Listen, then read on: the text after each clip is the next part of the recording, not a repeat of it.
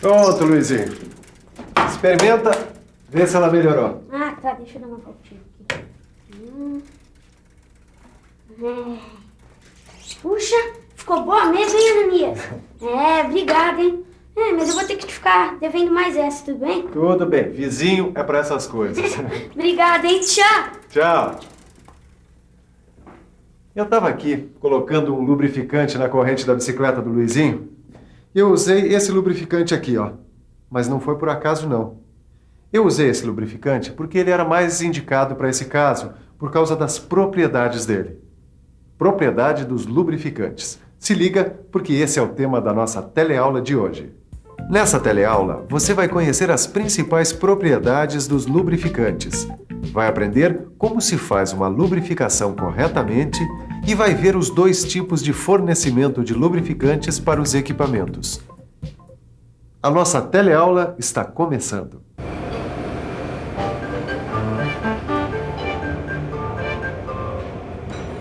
Você ia ter mesmo problema com esse mancal da máquina, Titão. E sabe por quê? Não.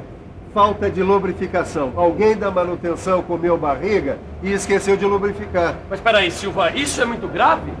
Não, o reparo dele até que não é muito complicado. Agora, deixar de lubrificar a máquina, isso sim é muito grave.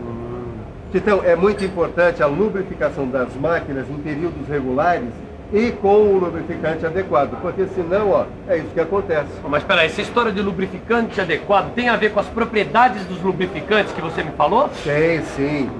Se a gente quer escolher o lubrificante adequado, correto, a gente tem que ficar de olho nas propriedades dele. Isso é muito importante. Propriedade dos lubrificantes. A gente está aqui numa fábrica de lubrificantes. A gente veio conversar com um analista químico, que é o Dilson.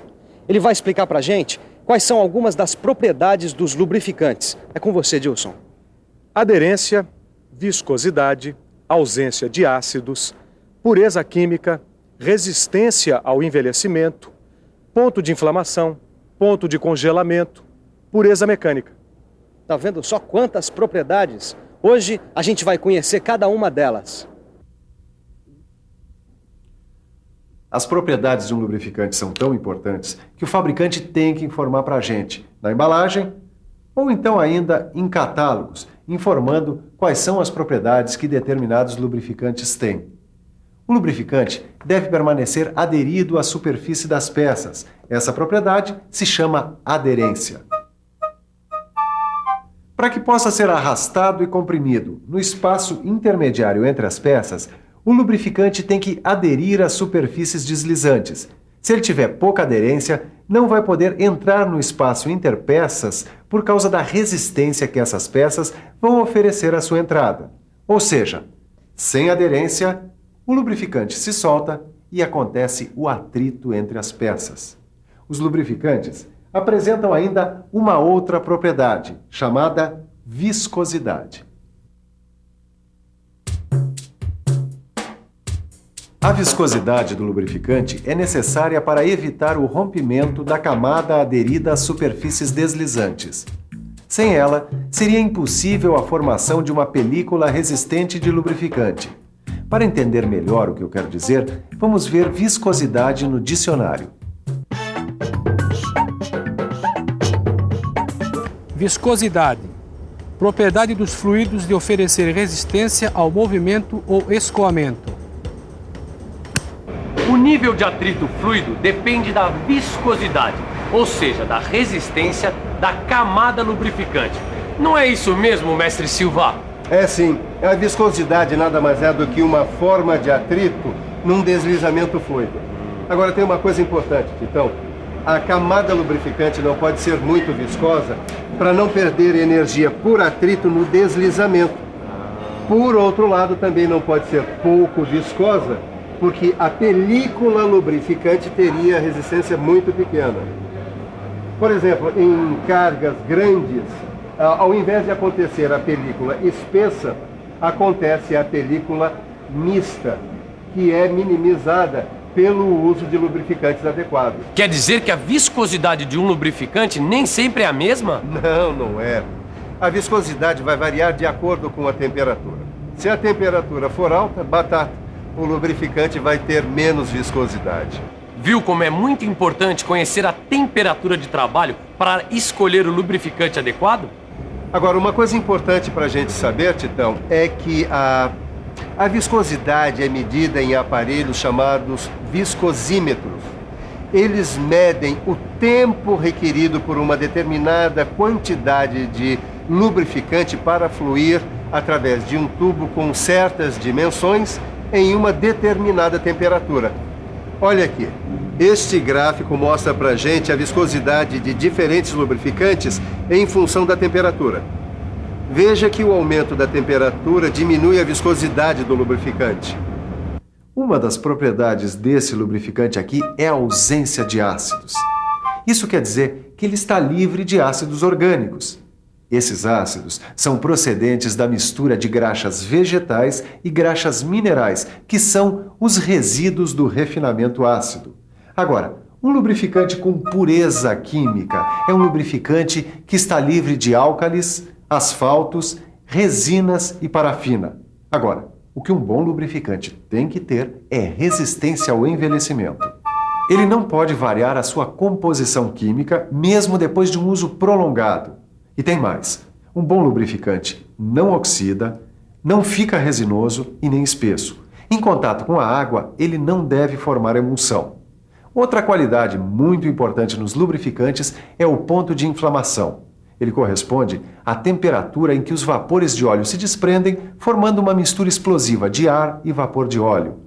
O ponto de inflamação é muito importante nos lubrificantes de máquinas que trabalham com temperaturas elevadas, como cilindros de vapor, motores de combustão e compressores. Já o ponto de congelamento é a temperatura abaixo da qual o lubrificante fica tão rígido que ele é incapaz de fluir por seu próprio peso através de um tubo com 40 milímetros de diâmetro.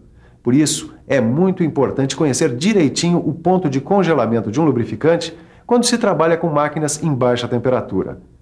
E a última propriedade que a gente precisa conhecer é a pureza mecânica. Pureza mecânica é a ausência de impurezas sólidas capazes de danificar as superfícies móveis ou causar um entupimento dos condutos de lubrificante. E é bom lembrar que os lubrificantes velhos devem ser filtrados antes de serem reutilizados.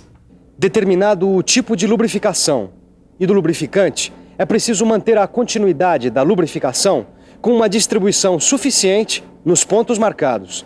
Bem, uma coisa que a gente não pode esquecer nunca é da economia, não é mesmo? O lubrificante tem que ser aproveitado ao máximo e o seu consumo deve ser o estritamente necessário. É isso que nós chamamos de técnica de lubrificação. Bem, eu vim aqui conversar com o Evandro justamente porque ele está lubrificando uma máquina. Evandro, por favor, diz pra gente como é que se faz uma lubrificação correta. Bom, em primeiro lugar, o lubrificante tem que ser adequado ao equipamento. Tem que ser aplicado no local correto. Usado na quantidade certa, com intervalos regulares. Viu só? Uma lubrificação eficiente só será possível com o uso do lubrificante em quantidade e intervalos corretos. Esse uso deve ser contínuo e automático. É melhor evitar o processo manual, porque ele não é muito confiável. Bem, agora vamos ver dois gráficos que mostram os dois tipos de fornecimento de lubrificante, o manual e o automático, relacionando a quantidade de fluido e o tempo. Aqui, no gráfico de fornecimento manual de lubrificante, a gente vê a inconstância do fornecimento, que geralmente é causada por esquecimento do operador. Já neste gráfico de fornecimento automático de lubrificante, a gente vê um fornecimento constante, com quantidade e intervalos corretos. Repare como a frequência é sempre a mesma e a quantidade de lubrificante nunca ultrapassa o nível necessário.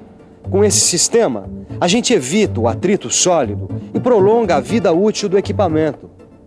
Poxa, Silva, não se pode bobear com essa história de fornecimento manual de lubrificantes. É isso aí, Titão, não pode não. Tem gente que acha que tem memória de elefante, mas quando acaba, olha só no que dá. Agora, para você ficar bem esperto e bem informado sobre os métodos de lubrificação, eu vou te mostrar uma coisa. A gente pode dizer que existem 2 sistemas de lubrificação. Sistemas de lubrificação? É, exatamente. é a maneira pela qual se coloca o lubrificante no equipamento. Olha aqui, nesse rolamento está sendo usado o sistema de perda total. Observa. Nesse sistema, a aplicação do lubrificante é feita por meio de engraxadeiras, buretas, oleadores de gota ou mecânica. Ah, chama perda total porque o lubrificante não é recuperado. É isso aí, Titão. A quantidade de lubrificante é necessariamente limitada. Esse sistema provoca a lubrificação por película limite ou, no máximo, mista. E a alimentação pode ser contínua ou descontínua. Bom, e essa fresadora aqui? Que sistema que utiliza? Essa fresadora utiliza o sistema selado. Nele, o óleo é continuamente reempregado. Como o lubrificante é protegido de contato com o exterior, as perdas são reduzidas ao máximo. É o tal sistema de circulação?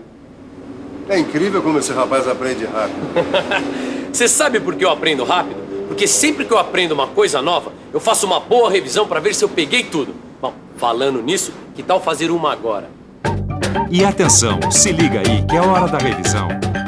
Na teleaula de hoje, você aprendeu que para uma escolha correta do lubrificante, a gente tem que levar em conta suas principais propriedades, como o poder adesivo, a viscosidade, ausência de ácidos, pureza química, resistência ao envelhecimento, ponto de inflamação, ponto de congelamento e pureza mecânica. Viu que o fornecimento de lubrificante pode ser manual ou automático. E, finalmente, viu que o sistema de lubrificação pode ser de perda total ou selado.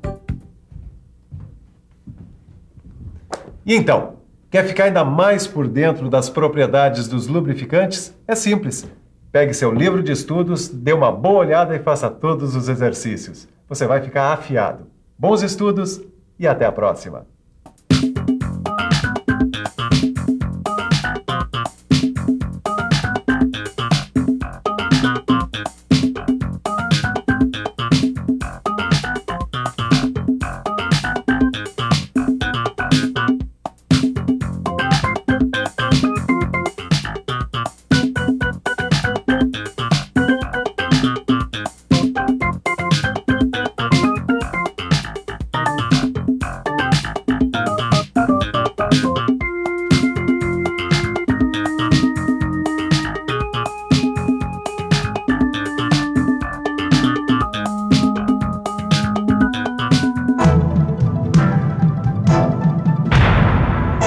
Telecurso 2000, um programa de educação do Sistema Fiesp e da Fundação Roberto Marinho.